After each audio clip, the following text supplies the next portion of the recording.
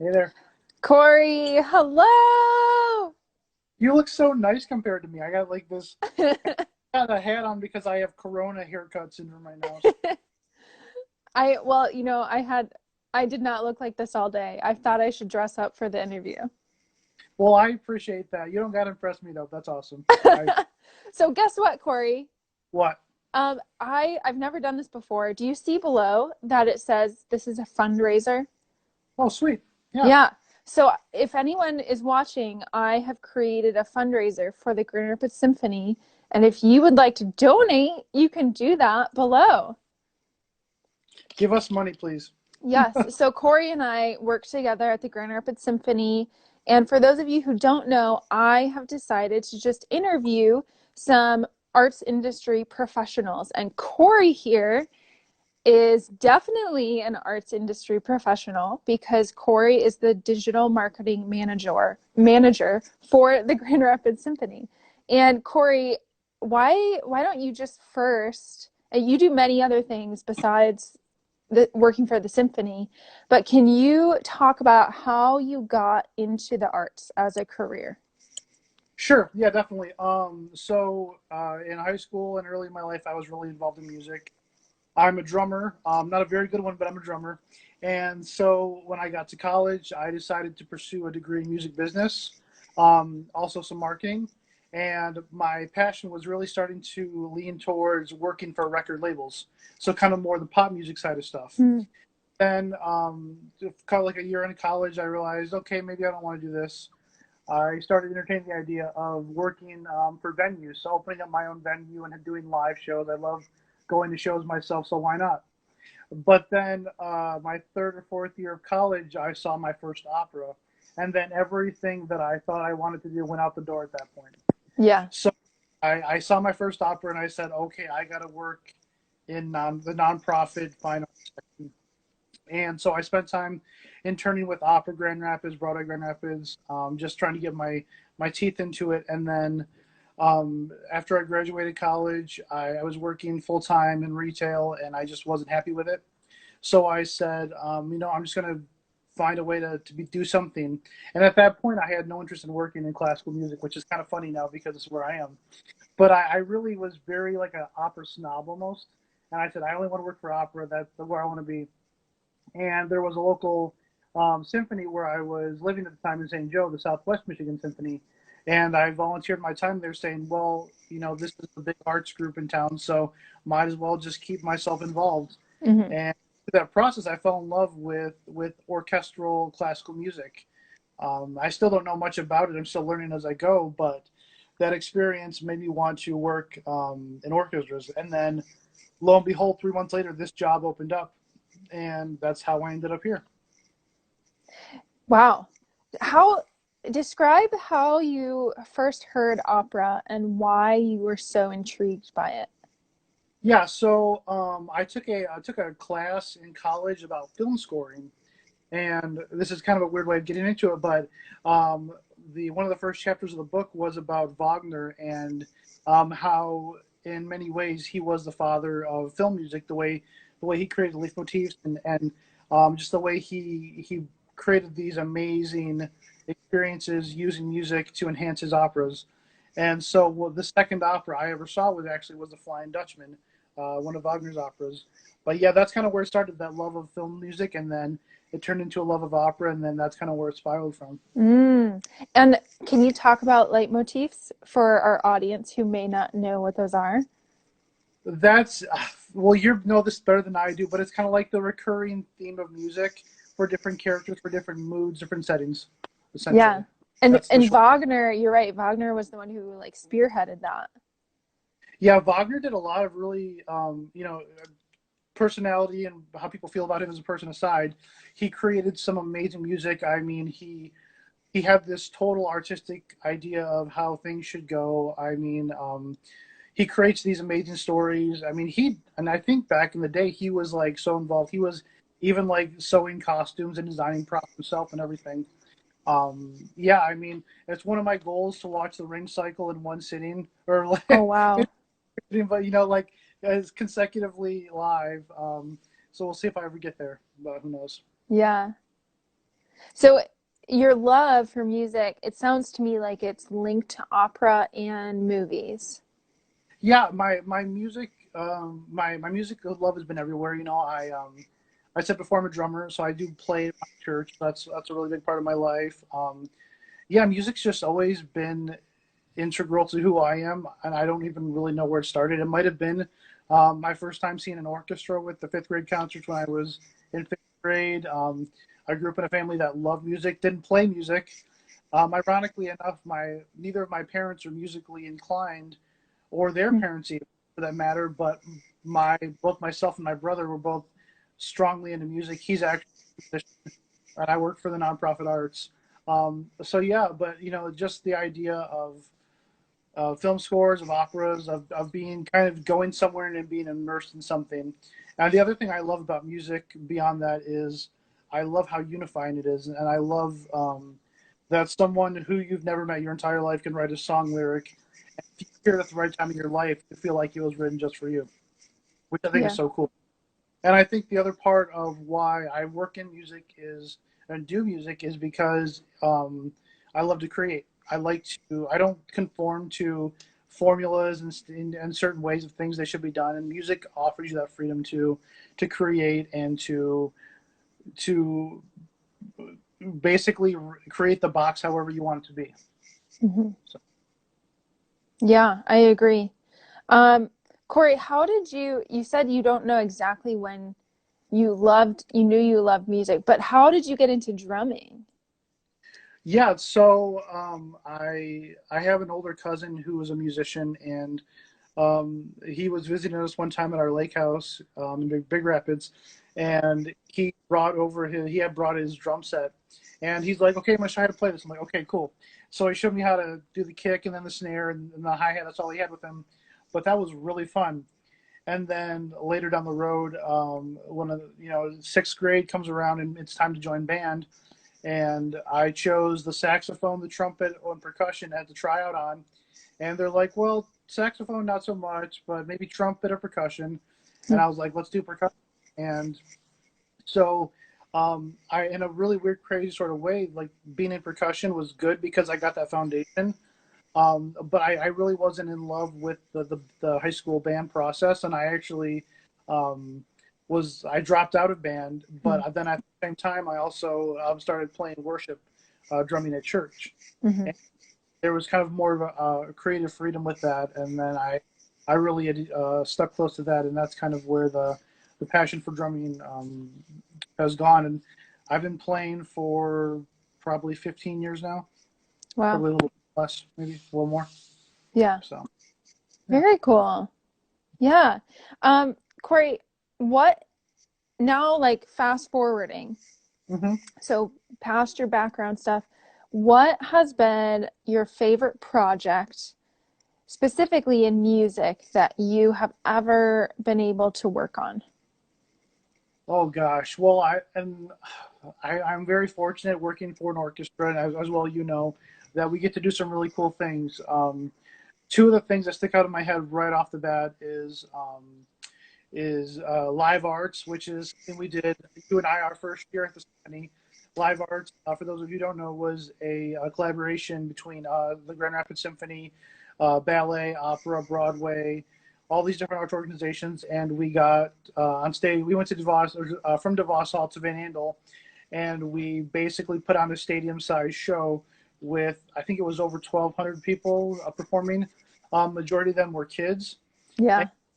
that was a whole process because I came into the symphony that year hearing about, oh, we're going to do this thing called live arts, and none of us really knew what it was until, we got closer to that point. But to see the magnitude of that show and, to have like this rock concert atmosphere all about celebrating the fine arts was just so cool. The other thing I think is going to be a little cliche, but going to Carnegie Hall, because first off, you get to go to New York for a couple days, which is great. But Carnegie Hall is so prestigious. I mean, I was there during rehearsals, not as much as you were, but there were points where I was in the hall while they were rehearsing and sitting here going, like, how many movies have I seen where they filmed here, or how many performances are revered from here? And I took a big geeky selfie, like, oh my gosh, like I can't believe I'm here. One thing to go see the show, but to be the one putting the show on. And I think that is really really significant. But then I also say too that for me, just overall, what I really get passionate about for myself when it comes to what we do at the city is I love seeing people give reactions, like react to music, whether that they're watching Harry Potter and like crying when such and such dies in the movie, or Mahler 2 is playing and the chorus is full force, and it's so emotional and people are feeling that it's a unified shared experience, and that's really special. Yeah. Yeah. Um, I would agree with you on both of those, actually all of those things. Yeah, And I think my time at the symphony too, the live arts was just such a huge, just community-wide experience, and seeing all of those hundreds of people from all of the arts, music, dance. Did we have we had visual artists represented, I think, in the hallway as well. And I like think so. school marching bands who like came in from the top, trickling down while they were playing the music. It was crazy. It was so cool. Yeah, the drum line, that was pretty awesome. Everyone's getting ready and hear the drum line just Yeah. chugging down the aisle. It was pretty cool. Yeah, that was amazing. And wasn't the whole Van Andel Arena filled? It was pretty close to sold out. Pretty I don't close. so the funny thing Yeah. is I didn't see the show live. I actually saw it from I was backstage in the projection room watching the cameras. And Uh-huh. that's my experience the show. I occasionally got to like sneak back out to the backstage and watch it, but most of the time I watched it was that way. Yeah.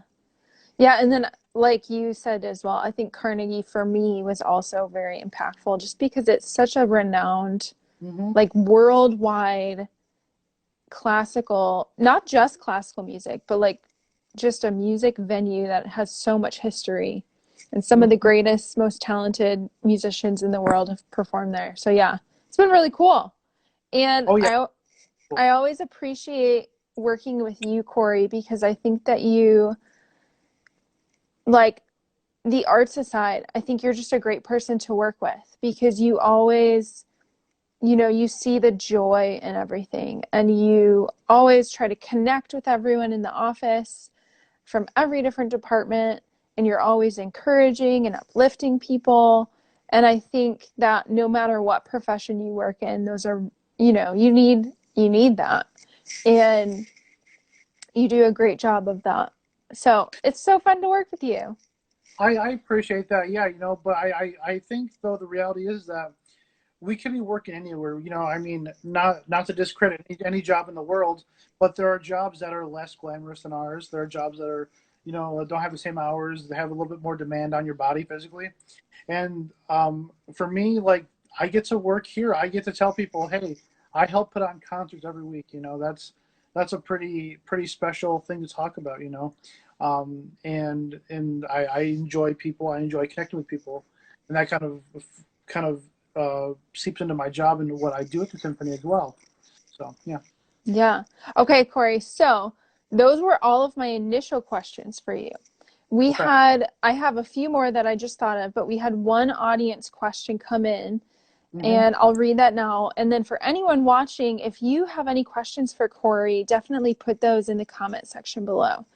But the question is actually from Kayla Green to you, Oh Corey. And she asked, what musician inspires you most and why? gosh, that's a hard question. Um, and all I can think of is pop artists. Is that okay? Can I use pop artists? Mm-hmm.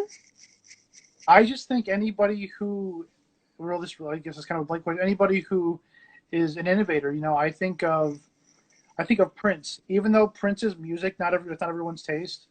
The things Prince did musically, I mean, he was able to create songs that were catchy, that were singable, and that had like actually valid lyrical content. It was, I mean, regardless of how you feel about him, he had this idea, and I Mm-hmm. think that I think I really enjoy like Phil Collins. Phil Collins, went from being a drummer to in the back of the band, to the front man, to this, this whole legacy. I think anybody who really takes their craft and changes it and innovates it in a really cool way, that's really who inspires.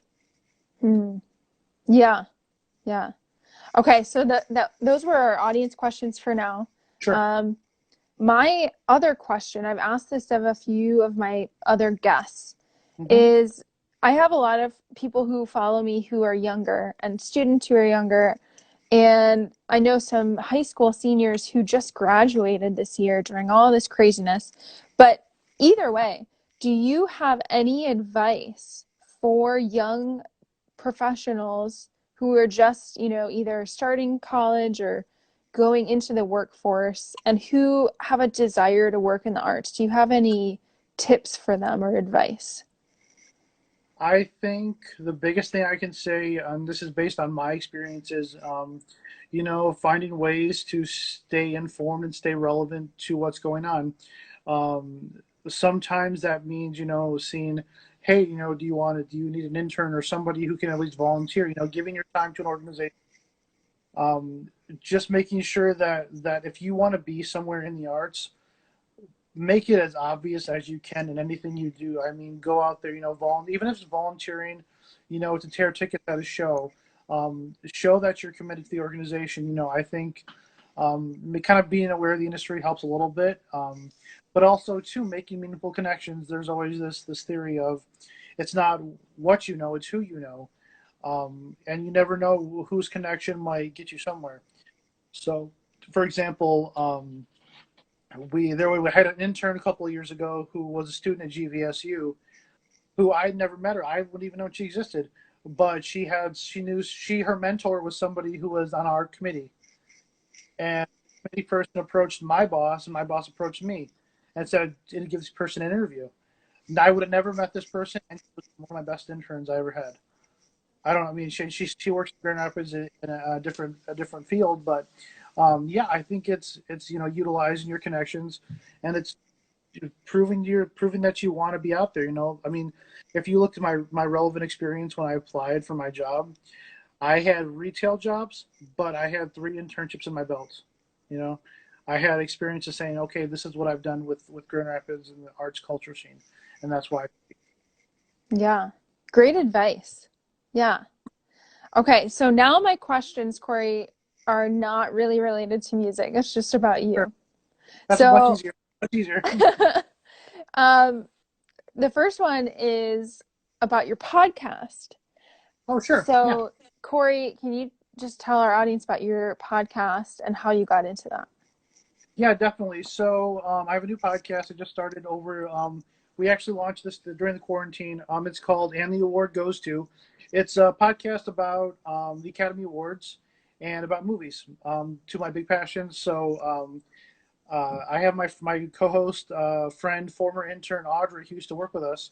She and I get together and we'll talk about a year in the Academy Awards history. We'll talk about the movies that were the big contenders, and we kind of talk about facts about the movies, any drama that was happening that year. So a little bit of controversy, stuff like that. And then we also just share our opinions. Do we think this movie should have won? Should it not have won? And then we also take those movies that did win and say how relevant. Are they still popular? Are they still holding up to what they were when they first premiered? We did an episode today. We launched about An American in Paris, and Oh, wow.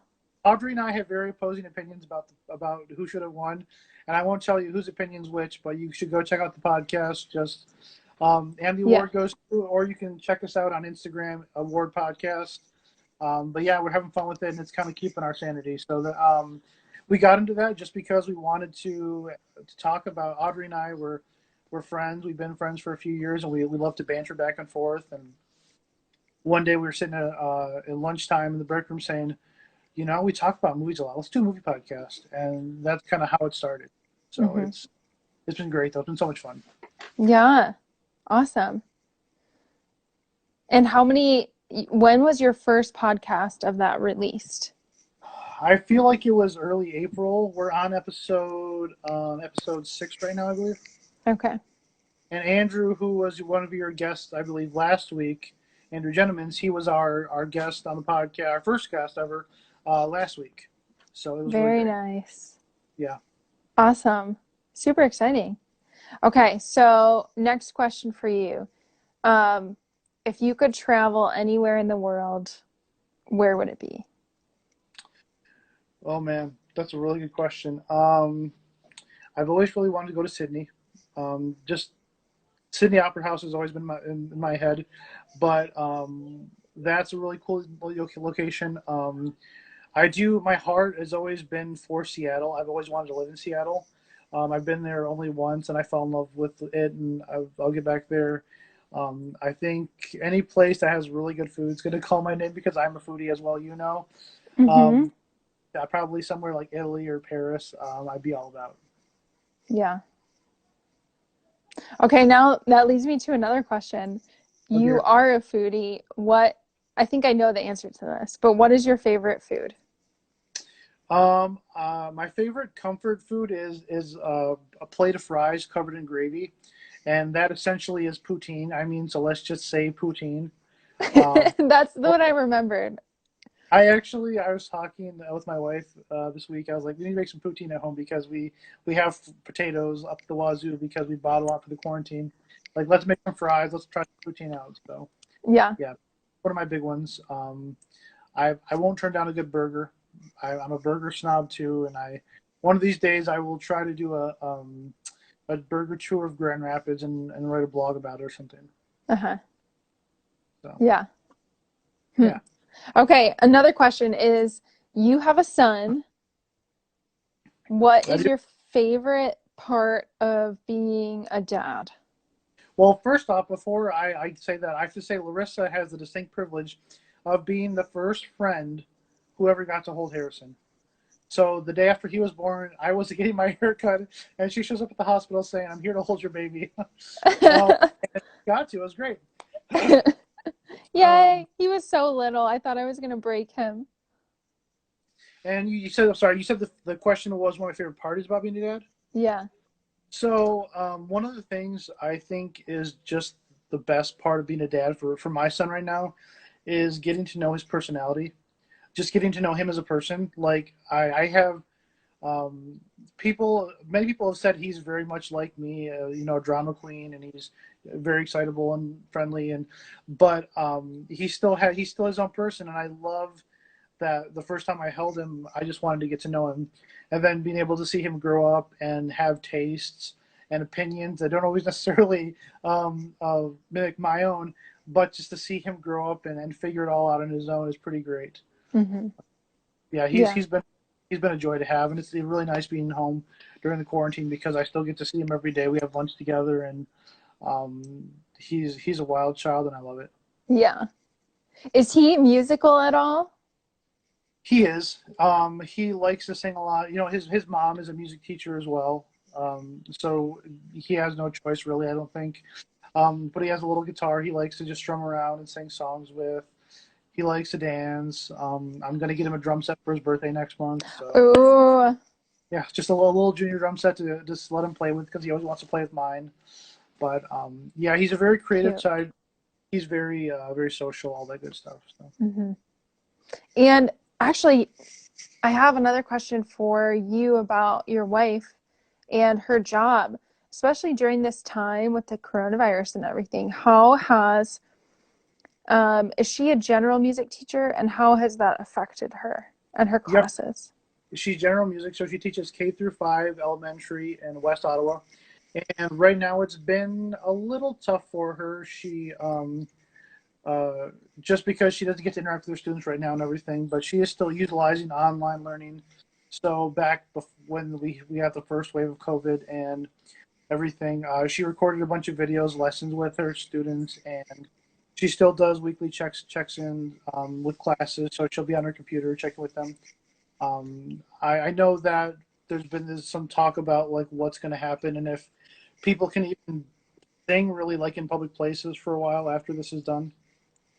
So that's kind of has her concerned a little bit too, But her her hope is that things will be okay and things really change, she's going to work more with like ear training. She has a really great method about, she says, be tuneful, be beatful, be artful. So you'll appreciate music one day so you can carry a tune so you can dance at your wedding. And that'll hopefully, start the love of music and then carry on through everything else. That's wonderful. Yeah. Yeah. Yeah. It will be interesting to see.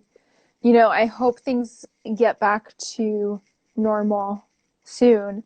But I mean, in the event that they don't, I think that music is still, I don't know, the arts in school is so important. And I hope that, I was talking to another colleague this past week about how I think if we can't even have, in school music as it has been in the past, I really think that there's a way to do music theory classes so kids still get that introduction into, the initial basics of the arts. Hmm. And whether that be, I don't know, but it's an interesting time, and I imagine your wife has been working really hard through all of this If with. if not teaching with being a full time mom now, I mean that's part of it too. But I will chime in on what you said though. The arts are important, and if you think about right now, like what is people saving grace with coronavirus? People are stuck at home; they can't go anywhere. What are they doing?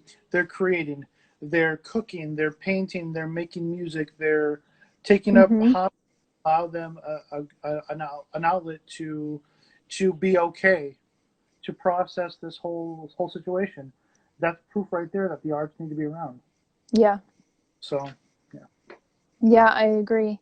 And another one of my guests, actually yesterday, I asked him why the arts were so important. And he said something really profound that I had not really put words to before, but he said the arts are a mirror of you and of culture. And it's a means of expression. And if you are able to somehow, if you have the language to communicate that way, it's a vehicle to express yourself, to what you said, process things, and also just it's a gauge on culture and what culture is experiencing and going through. And like you were saying at the beginning of our interview, too, that music just unifies people Hmm. of so many different backgrounds. And people who disagree about so many things can come together, listen to a song, and love it, even though they're so different from each other. And I think that is also something really important. Um, but I want to respect your time, Corey. I think we're at the end of our 30 minutes. Do you have anything else that you would like to say, or how people can? I know you already talked about the importance of the arts. Do you have anything else you want to say about the symphony, or how people can connect with you and your podcast, and maybe if they want to hear you drum ever at your church, anything like Yeah. that? So yeah, I mean, support the arts any way you can. Some people can afford to buy tickets all the time. Some people can't. I think it's finding a way to keep that alive. So I think it's advocacy, even if it's taking a video that someone, like if the symphony posted a video in the past month that made an impact in your life, that helped you process something, share it, tell that story.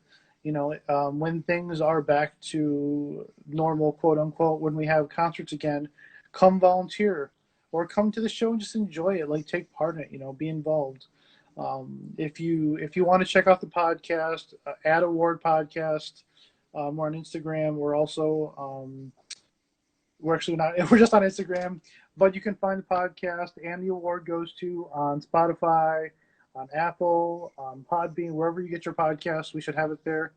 What else? If you want to see me drum, I mean, you can come to church if you want. That's great. I play at Wellspring Community Church in Hudsonville, and I think we're possibly reopening later in June. So, but yeah. Otherwise, Awesome. probably see me tagging around here, jumping on live occasionally to bug Larissa as she's doing her interviews. So Yeah, awesome. Well, Corey, thank you so much for your time and your words. You're awesome, and I appreciate you doing this, and I hope people learned a lot. Oh, definitely. Larissa, I love talking to you. I miss seeing you in person. Like I've seen you mostly digitally the past few months, like the past month, I'd say. But Only digitally. you're one of my best friends at the office, and you're just a cool person to know. So thanks for having me on. Yeah, thank you so much. Say hi to your son and your wife for me, and I hope you have a great evening. You as well. Thanks. Bye, Corey. See ya.